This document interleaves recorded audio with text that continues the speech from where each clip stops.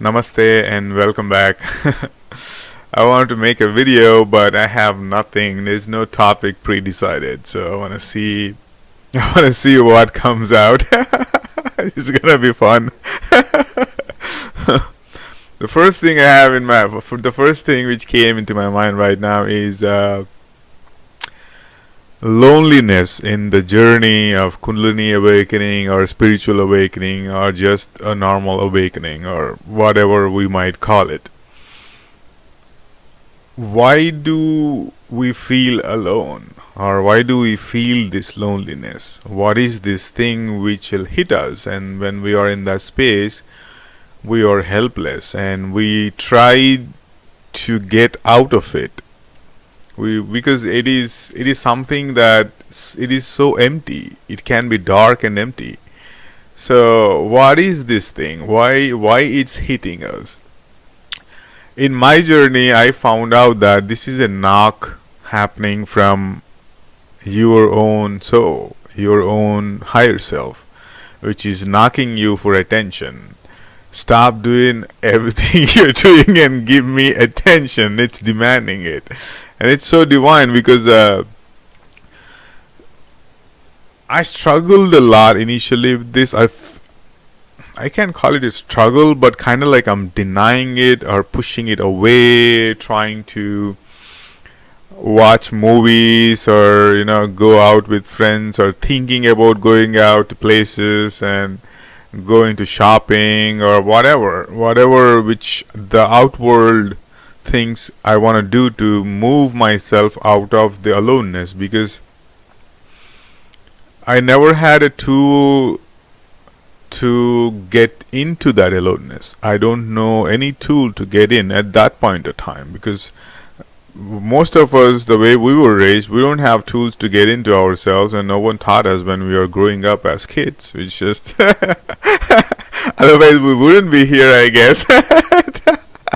Me talking to you and you listening to me, and we all are in the same path, helping each other and sharing this amazing divine energy here. So that part was like, that's the only reason I'm not going inside. I'm trying to push that away without even knowing how important is the loneliness, how important to be in the loneliness, and what's going to happen if you continue being in the loneliness. And because if you were raised in a family where you needed to do a lot just to be yourself, just people to treat you normally, and the scale of things you need to do is growing higher and higher, and you're getting tired and tired because that's not the things you want to do in your life, but they are giving shit and trying to control you in every move and every word you speak. So we were used to doing things outward from our childhood. So loneliness is the time where it if it's happening to you, consider yourself a very lucky person. You are awakening. So you are awakening to your higher self, to your true potential. You will see that in a manner where it'll take some time. For me, it took me probably 2.5 years, I would say, to see how important is my loneliness. That depends on how much you entangle yourself in the worldly things, with your job and with whatever you have, and how you taught yourself that okay, I need to do this immediately, I need to do that, I need to, how many things you piled up in your mind. That depends on the time depends on that, like how, because me, I just piled up so many things for my life. I need to do that, I need to do this, I need to buy this home, that I need to go there, that state looks good, I want to move there, I gotta do that, I need to change my job. I just piled a ton of things, but I waited till the point of collapse. Because empaths try to do this. The empaths have the ability to take more pain and abuse. So even though it's hurting them and putting them down. It took me like 2 years, and once I understood that, alright, loneliness is not something where it's just not something which we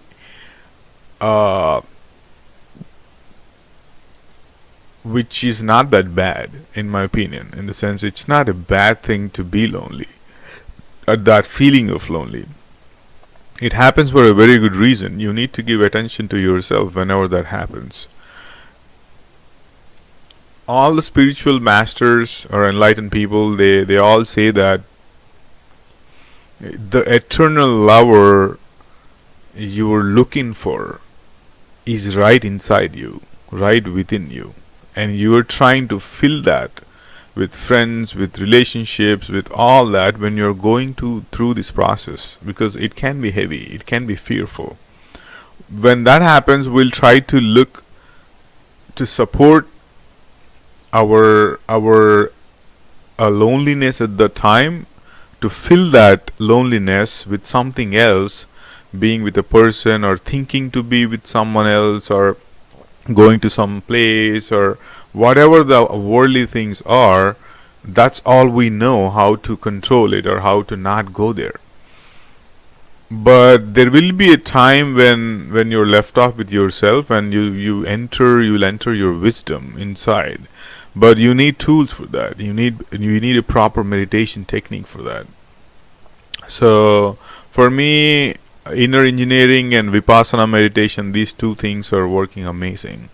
They've been a huge help for me. I take days off from meditation because inner vipassana is a very deep meditation. So inner engineering, I love to do it every day because it's creating myself. I'm manifesting something I really want and thinking about it and just how to create my life.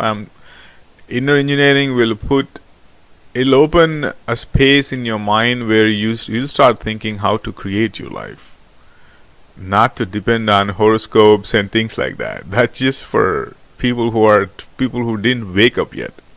That's for them. They need something to look at. But the people who awaken, they don't need horoscopes and things like that. You will create your life because it's in your hands. You'll understand that very clearly.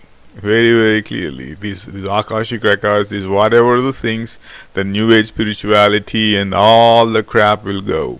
It'll wash away and you will find that strength within, in the loneliness.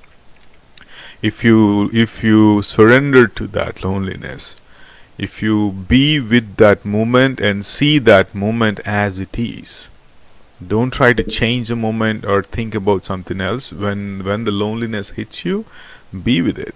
You need to stay with it. Nothing's gonna happen to you. It's just you're calling from inside. That's all. Loneliness that's easy.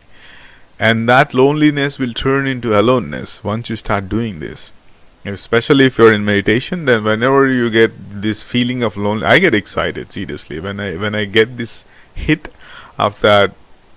I don't feel like lonely, but whenever my aloneness hits, I'm like, oh my God, thank you. Because that's the most divine space I ever experienced in very conscious way. It'll shake me from all the things I'm doing and put me back right in my spot here in the meditation zone. So when that happens, my intensity in the meditation changes completely. So if you're lonely, then you have a meditation technique in your place. You have a spiritual routine. You observe the routine, how much it deepens when you're in loneliness or aloneness. So my loneliness turned into aloneness. My loneliness was like, I always thought that when I'm in the start of this, I think 2012 December, probably when the Mayan calendar ended, I think most of us, our journey started, but in a very subtle way. We couldn't notice that. But for me, in 2013 January, it was very evident. By June, my life was turning upside down. It's like if the scale is like that, it's going it's going like that, like that. In the 2 years, in like last probably like 6 months ago or 7 months ago, it was totally down like that. It came. So in this 2-3 years and for in this time, it just changed. It's like going down. So I am upside down, but I'm like turning into normal now. That's what happens in this spiritual awakening. We are upside down. Our consciousness, our intelligence is upside down. So it's turning back again. So loneliness, if you have a proper tool, and once you get into yourself with the tool, that loneliness will become aloneness. And once you taste your aloneness, you will never fear it.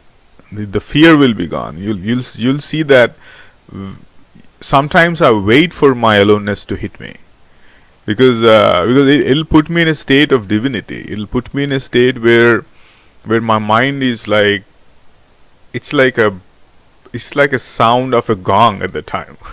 That's how my mind feels at the time. It's like it's one pointed, so there is no thoughts about thinking about someone doing something. It's all gone. That space will become like, I feel radiant at the time. Whatever I see, they enhance. The smallest details I see there, they just enhance.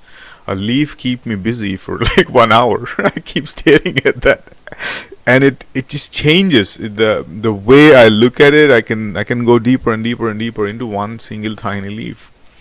So when these things happen, my attention changes, and when I close my eyes and start meditating, then I can go really deeper into it and experience some deep states of meditation. It might take me a few days to a week to come back to the world, through this world again, from the meditation space. But whenever I come back, I have this energy, not caffeine energy when I talk. It's like, no, it's calmer. It's like I don't want to rush myself. If I have a cup of coffee, this whole conversation, the videos I'm making would be way different.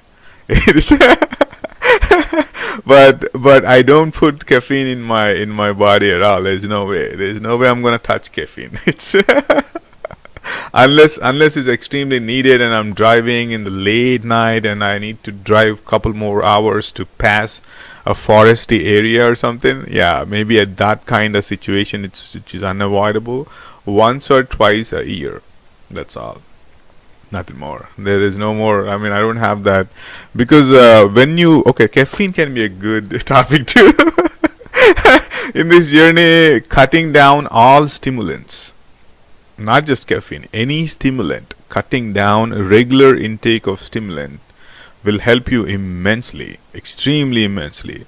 So I don't want to go into the Bible of caffeine, but what it does and how much cortisol it's like, whatever the people there in YouTube videos, the bodybuilders, there's a whole group of articles which are proposing caffeine as a good thing, or in a limited amount, or whatever.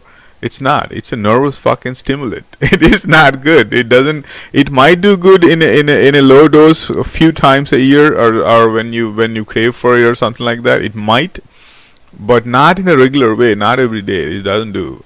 There is a level of intelligence.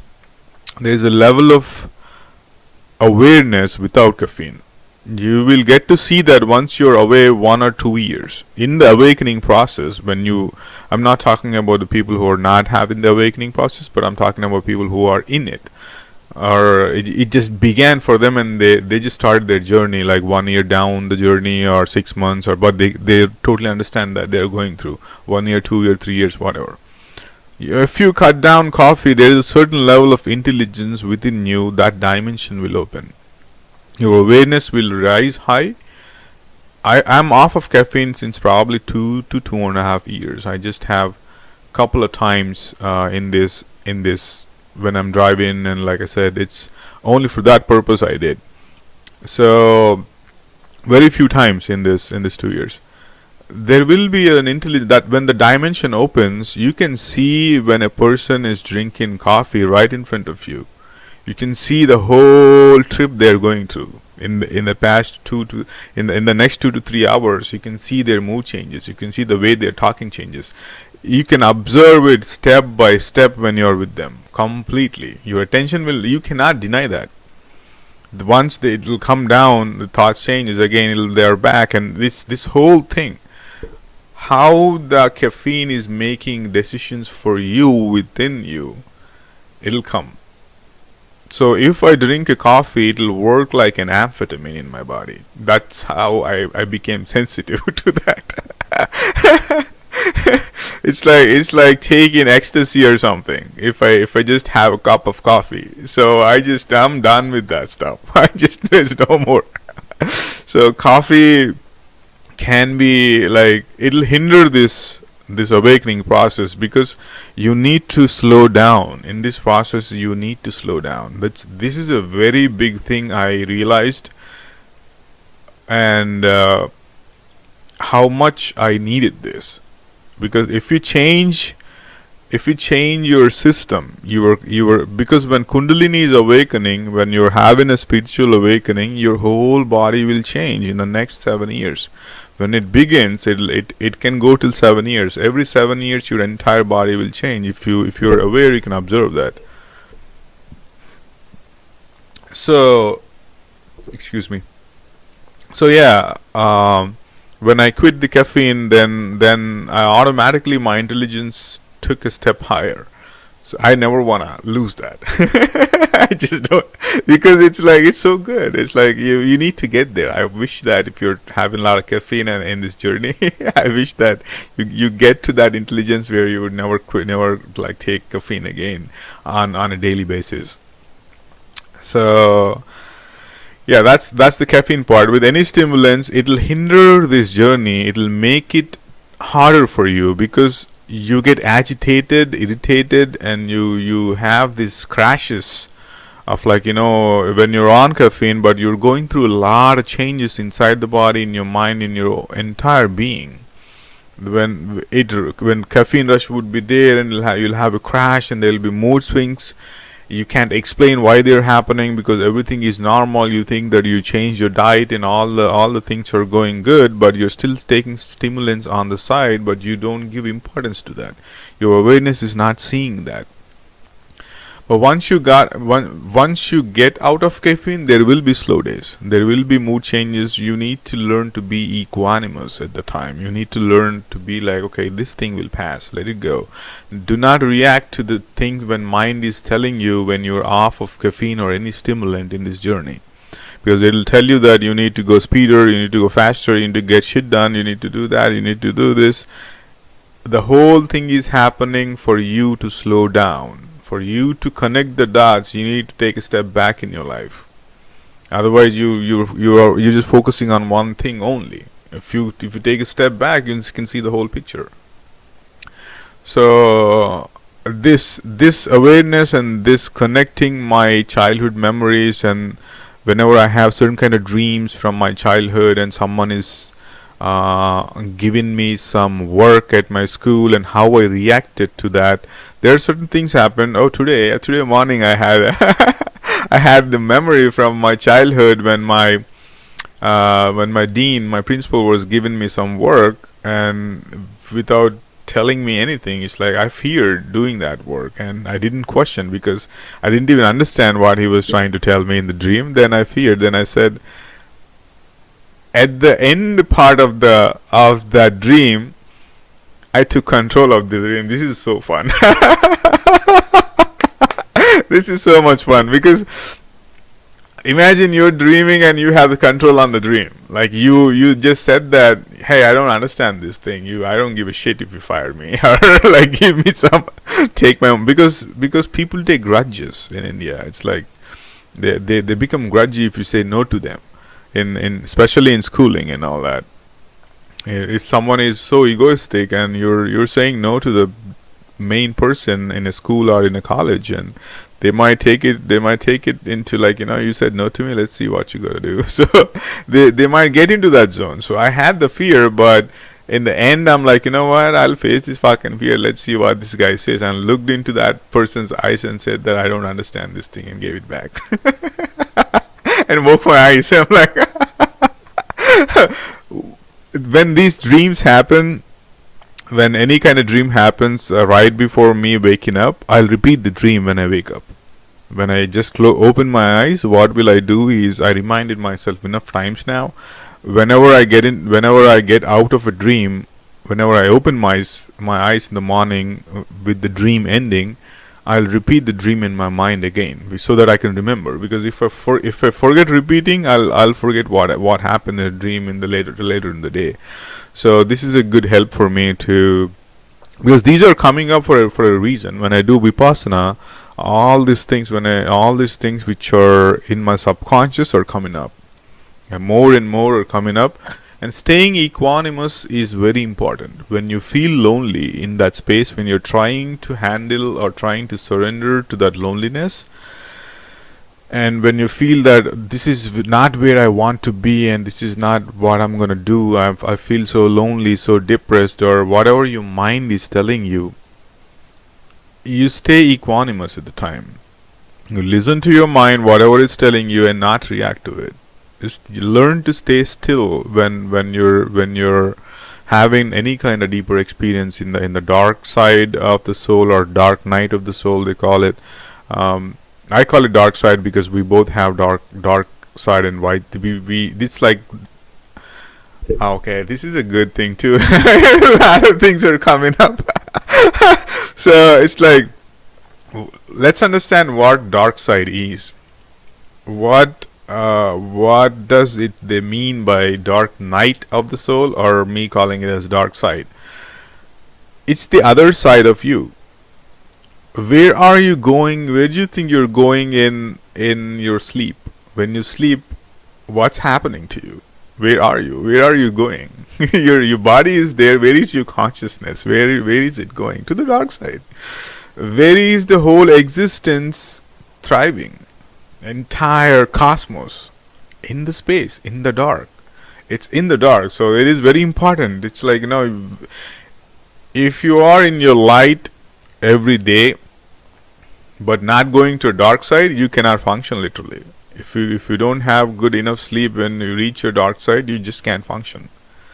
There are stages in this. When yogis recognize these things, the final stage of enlightenment, or the other stage, is called Turiya. There is a stage where you will watch your consciousness, you'll watch your body sleeping, you'll watch your body, your mind is dreaming, you'll watch your consciousness is seeing, your mind is dreaming, your body is resting. You will be watching that entire thing. There's a fourth state. So that's why they say yogis never sleep. It's also called yoga nidra. They practice it so that they go into this turiya state where they never sleep. Body needs rest, but your soul doesn't. It's eternal. It's the source of creation. It doesn't need rest. It's an unending energy. So that'll never die either. It can only transmute. It'll only pass. It'll change itself. That's all. But it doesn't die with your body dying. So you going to the dark side consciously happens when we don't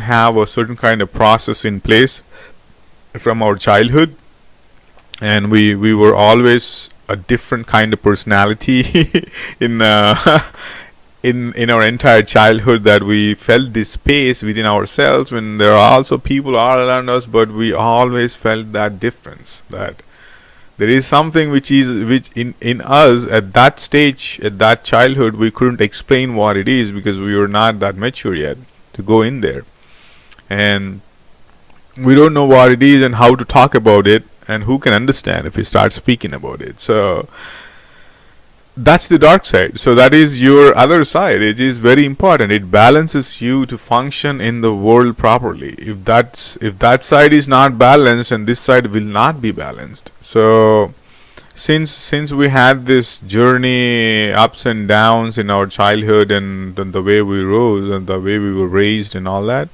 always bullied or given shit towards, or any kind of situation, abusive situations or whatever, we kept that side away, so that it's already too much. We are too hurtful already. So if we open that door, we don't know what's going to happen. So this is a chance for us to get in. This is a chance for us to get into that and clean it and understand what it is really.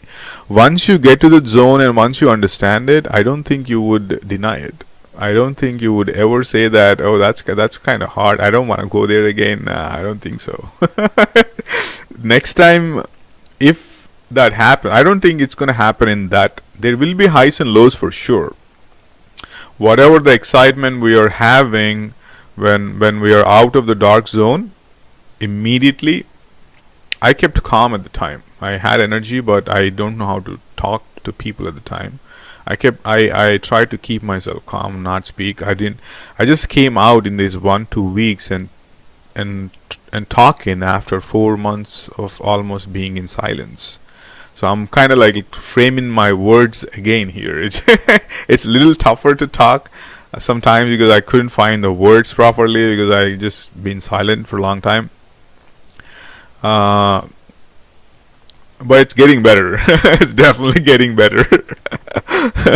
So once you've seen the dark side, and once you surrender to it, you might not deny it again. You don't see it as a bad thing, because that's where you get to know yourself. That's where you get to know who you really are. The source of creation is thriving within you. The door is open. We just have to walk there. So these things will come up once you taste that. I don't think you would just say, "Oh my God, that was hell." Yeah, I don't think that's gonna happen. It's until that. Even if you're going to the dark side again, it's not gonna be the same, because your awareness, your consciousness is high now. You know how to handle this. The next time it happens, it happens. You'll know that it'll pass. You'll know that it'll leave you with a lot of wisdom and a lot of energy and a lot of intelligence, which is just so precious to us. So once, because you process the dark side, if you're a person who already processed your dark side, you know the benefits of coming out of it now. Once you've seen the benefits, next time, if it may happen, who knows, it might or might not happen, but if it happens, if it might happen or something, before that happens, put a kind of routine in your place, a spiritual routine, like going deeper into meditation, or whatever you call is yoga, or whatever you call your being is called towards it, and you can understand it. Put that into place, then it'll make you ready if that happens. It's like, for now, I'm waiting to go there. To be honest, I want to go there again. If that happens to me, what I did was, the good thing I did in my life for the dark side was, without me even knowing it, I prepared myself for. I saved some money for the next 8 months to 1 year not working, because I'm not working right now, and I'm not worried about the money because I saved up some money, so that I could go through this journey, not worrying about who's gonna feed me or how I'm gonna pay the bills and whatnot. So this part I took care of it, because I don't depend on anyone. Like most of you guys who are into this awakening process, we don't depend on anyone. Generally, we are the people who depend on ourselves. So this one thing, without even knowing, I planned it, and I planned this living in this place and all that. That was a good help. If you're a person who are just entering the dark night and came through this video, you came here for a very good reason. I recommend you to save up some money, or try to find a person or a place where you can stay there for 3 to 6 months, without worrying about rent or food or something like that. Minimal food and rent, that should be taken care of, but you have time alone. If you be with people all the time, it's not gonna help. You are just postponing it. You're compressing it again. It'll burst sometime. But when that happens, when you're in that space, use that space. Use that space for your benefit, because that's when you get to understand what's really happening, and your awareness changes. The way you see the nature, the way you feel the nature, you feel a flower or animals, all these things will come to you at the time, slowly after you processed your own life situations, and what brought you here, and what's happening in your body, and how many people are going through this thing right now, And it's amazing to see. Seriously, it's like mind blowing to see how many people are just coming out and making videos. Because I am a shy kind of person. I think I had no idea that I'm gonna make a YouTube video or make a video and post it on YouTube. There's no way. I'm not thinking about it at all. Well, but I had to right now. It might help at least someone. I'm sure it will help someone. There's no doubt in that. Because the people who are in the process can see me very clearly. They can really see me. There's no doubt in that, because I can see people and I can connect to their pain and the process there. Because there are some people on YouTube, when I was watching, my tears are just flowing for what they've been through, and and what they're going through, and that struggle they're having, and the way they're sustaining, and the mood swings. One day it's like so good and the other day is not good, and how they're dealing with all that. And I kind of pray for them sometimes. It's like I don't pray. Praying is like, to me, when I experienced in my whatever I experienced in my dark side, it taught me what prayer really is. It's not like, I don't frame words. Prayer is not verbal to me. I don't speak. Prayer is like meditation. You have to be in prayer, not like talk about it. So this is my experience. So, and I don't pray for myself anymore. I just can't. I just literally can't. It disabled me from me praying for myself. I only pray for others. It just doesn't happen like me. I need that. I need this. It just doesn't happen. So whenever I feel that for someone, when I'm watching a video or that person is going through or explaining what they have been through, there will be tears for sure. There's no doubt in that. because I know how that space is. It is so precious. It is so divine. The dark side is amazing. It's like it blew my mind open. It's like, this is what you're going through. This is what it happened in your life, and all the things you avoided, and it's coming up right now, and let's deal with this. Let's just deal with this and sit down with it. And then I started processing, and it did help. It did definitely help me in kind of like my rising my consciousness and everything. Excuse me. So yeah, that's kind of all I think. because the videos are, I can talk for hours, and we know this stuff, right? So it's what's going on, and how excited we are about sharing these things with other people, so that they can find little bit help, because everyone needs help in the time.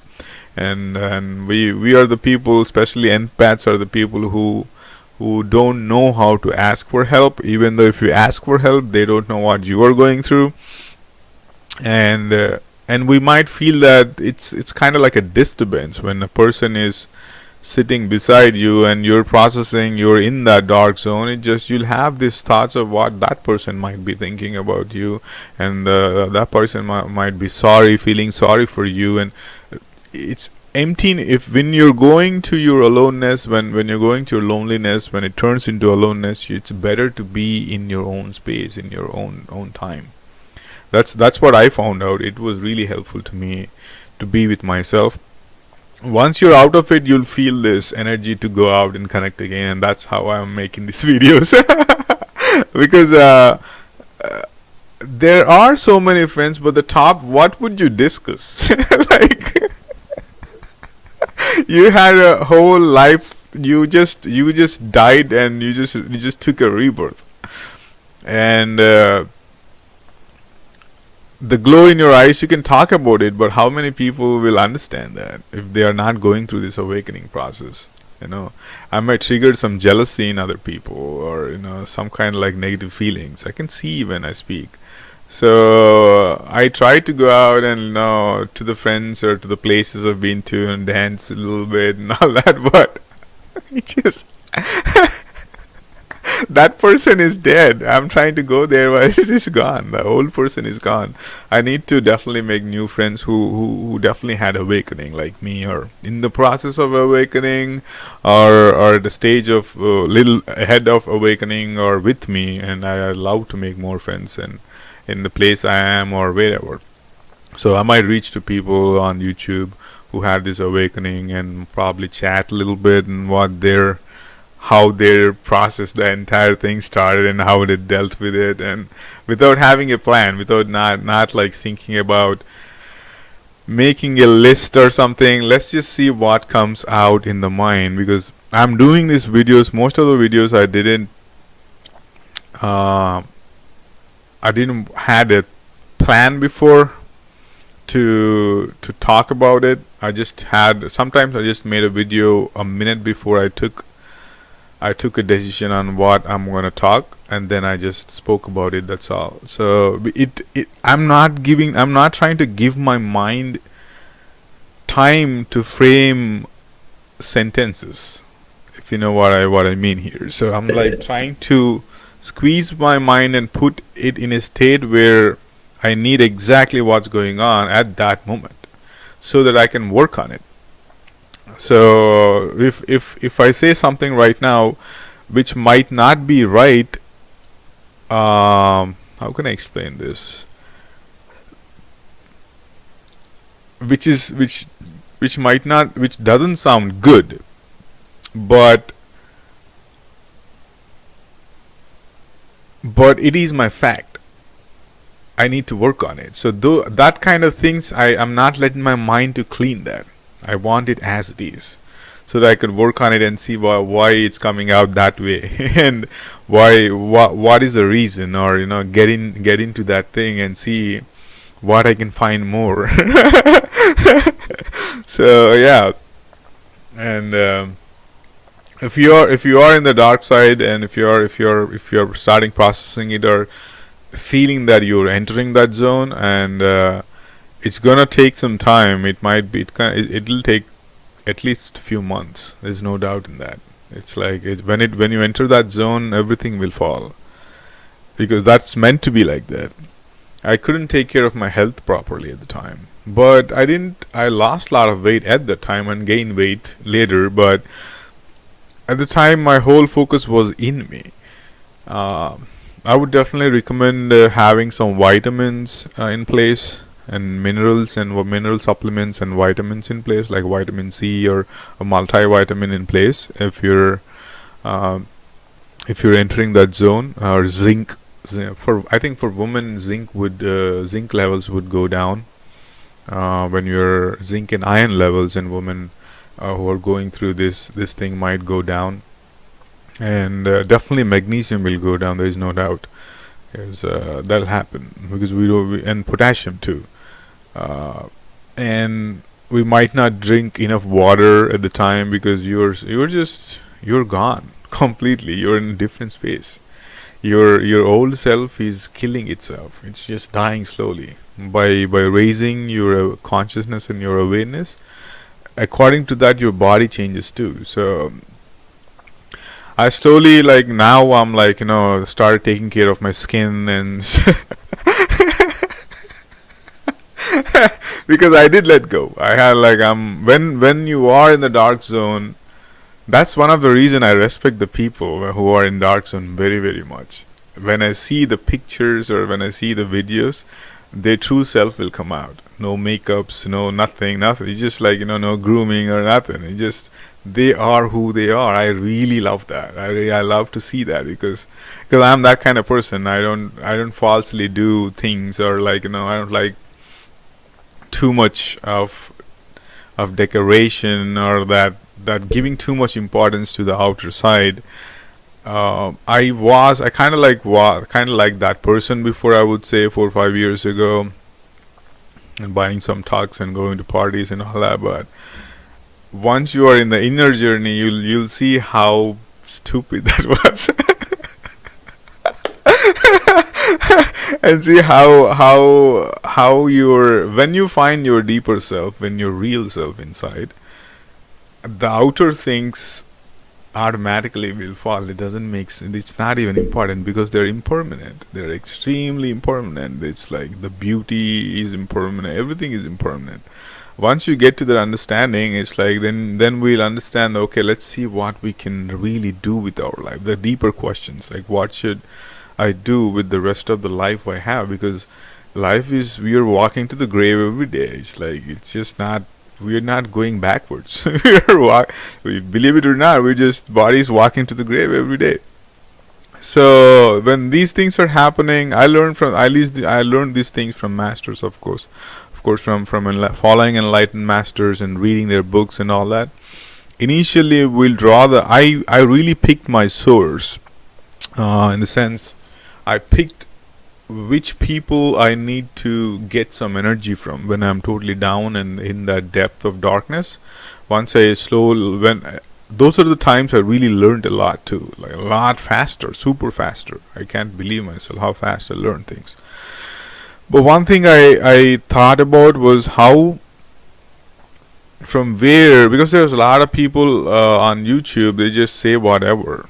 They're not having that awakening. They copied it from people, how they talk, and they just want to make some money out of it, or get some fame. You can see that person really. There are a lot of people like that. So for me, I needed to find my energy source from an enlightened master. So I found some, and I really like, some people are not alive, like Osho was not alive, Lao Tzu was not alive, and Chang, like, Rumi was not. They were like so old, like way older people. So Bodhidharma was not alive. His principles are very powerful, very, very, very powerful. Ancient people. And they moved me out of the zone I was in. They moved me what I thought life was. They moved me their principles, and the way I understood was so good at the time, because that dark space gives you a lot of energy to work on these things, and learning about bondages and tying into relationships, and it's all the temporary things which I thought life was, and not reaching my higher self inside, which is just right sitting there for me to go there. So this then all these things, like, I just really got some energy from those masters in the start, because we were so down and we don't know whom to talk to. But after that, after a little bit of doing that, once I got into meditation, it normally, like, I draw the energy from my source now, from within me. The master is within yourself. It's right inside yourself. It's like your life source is your master. So you gotta find that. That's all. I had a taste in in Vipassana, and since then it's like, my mind trying to do all it want to do now for me not to go there, because because I'm taking more control of my mind. I know when my fears, where and when my fears occur, and how they are starting, and this fear is my own making. So how I make my fear unconsciously when I'm making it. So my awareness got to a point where I know when the moment when my mind is making my fear, I'll let it go. I'm not gonna control it. Let's see what it's gonna make. I'm gonna sit still and watching my mind making the fear, and how it triggers. And for me, I can share this probably. For me, whenever I imagine a king cobra, I'll have this body tingles going on, and this whole energy inside, this electric shock will go. I can feel that. It just because I had an experience. I had an encounter with a snake when I was with a cobra when I was a kid. So I think that made but I was alone when that big cobra was right in front of me, when I was like 6-7 years old, in a nowhere place. It's like for a few miles away there was no one. It's an empty space. It's like this empty land. So that kind of made a lot of impression. The fear I have. But whenever I see king cobras sort of things, I really like, and also really damn fucking fearful. It's weird. They both are so connected, and because Kundalini awakening itself is connected with a snake. So, and I got to a point where I understood how my mind is making this fear, and how it's imagining taking me to that spot when I saw the cobra. And it's like, when that happens, from right here, there is this energy goes on. It spreads from my entire body, and from here, it's like it's like a shock, it's like a jolt of energy starts from here, and it just gives this whole it's inside my body, this electricity flows, and I can feel that it'll take over my whole body, and then I'll have goosebumps for like 5 minutes. I used to fear this before. Now I'm having fun with it. Like I'm gonna enjoy this goosebumps. So it's like, I'm having these goosebumps, and then I just stay still. I don't say it's good. I don't say it's bad. I just stay still. The more I do this, the less effect it's having me. It's washing away all the times I feared about a king cobra. Then I watched a video on YouTube how to handle a king cobra.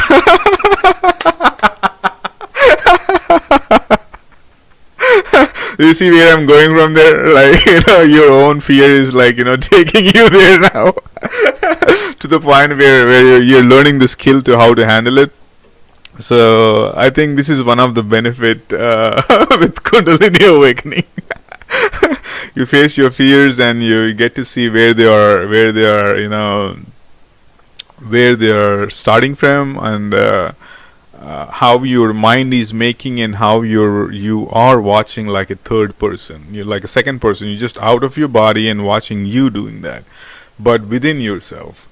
So this is what meditation does, seriously. So Kundalini awakening, meditation, celibacy, or semen retention, vegetarian food, they all are helping in a very good way, because when you get into the energetics of food, when you're having this awakening and you're at a certain level already, we can really feel the food.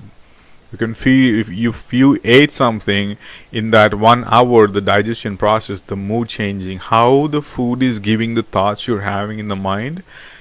It's unbelievable to know that. When it's like it's getting better and better for me. The moment I put the food in, the first thought itself is like, oh my god.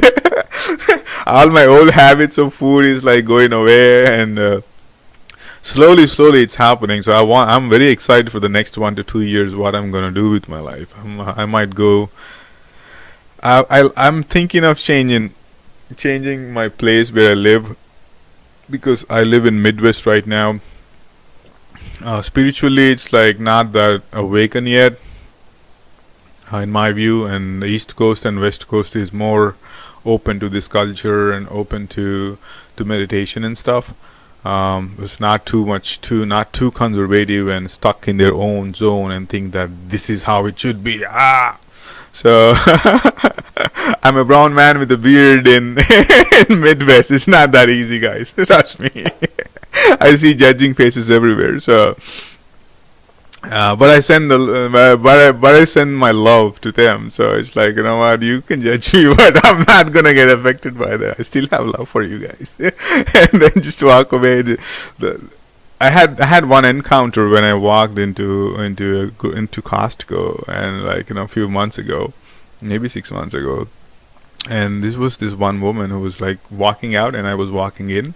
She looked at me like weird. She looked like, who the fuck are you, and why are you even walking into this store kind of look. I'm like, okay, I thought, is she looking at me? I'm like, let me see. Okay, there's no one behind. Okay, it's me then. All right. Then I smiled at her. Then she put her face so serious.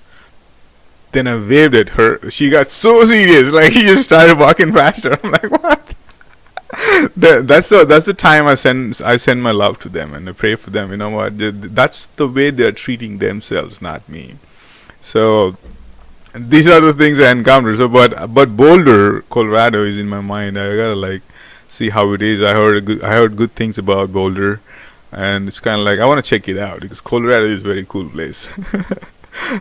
I had fun in Colorado. So, and Oregon is amazing. Oh my god, Oregon is just the best. The woods and that breeze from the pines are just amazing. So I had really good people. I had good connections there, in the sense I don't have friends anymore now over there, but when I went to Oregon, the very few, like for the 1 week or 10 days I was in there, I made friends really easy. It was really good there. I felt the people are just more joyful than Midwest compared to. This is my view.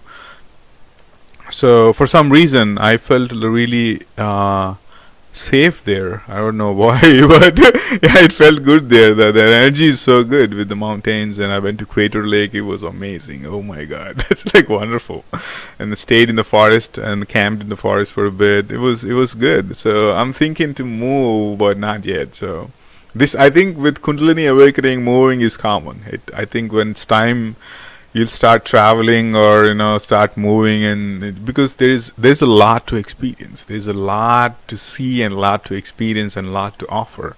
So it's kind of like, that phase will begin, and I'm making things ready for that phase, and and just see how I would love to meet people who are awakened. Because and I tried to find people here, but I couldn't. So I'm looking at that. Thank you for listening to me and sticking this 50-minute video,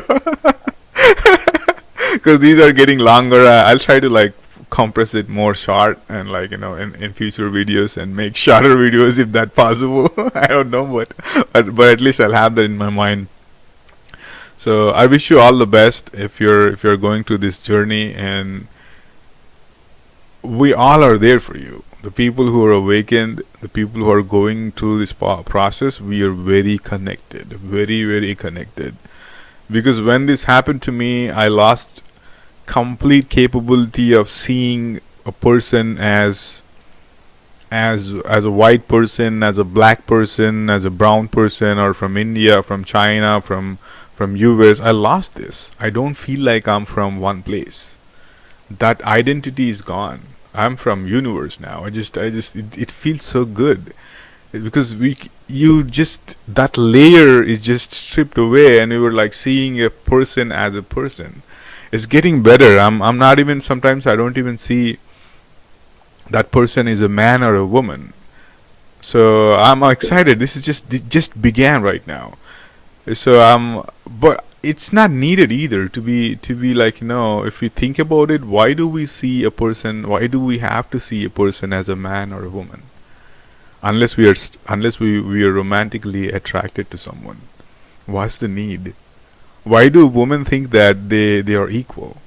They want equal rights. Why do they fight for that? They are already equal. They just have that. They just need to get into that mindset that they have a big role. So all the men came out of the womb of a woman, which is like, it's like, all these things coming up slowly, and I'm contemplating on it before I make videos on these things, because I want it to be clear in my mind. Like, it's like, let's wait and see what's gonna happen. Let this whole thing come to a point where I can talk about it. And these are very new subjects which are in my mind right now. It just this awakening, giving me these glimpses of me losing all this. Like, I just don't feel that, okay, that guy is from India, this guy is from China. I just don't feel that view anymore. It's like, even for me finding a relationship or finding a woman, I just don't feel that. I lost this thing completely. And I'm very happy that I'm seeing a person as a human, not any more or any less than that. Thank you so much. I wish you all the very best.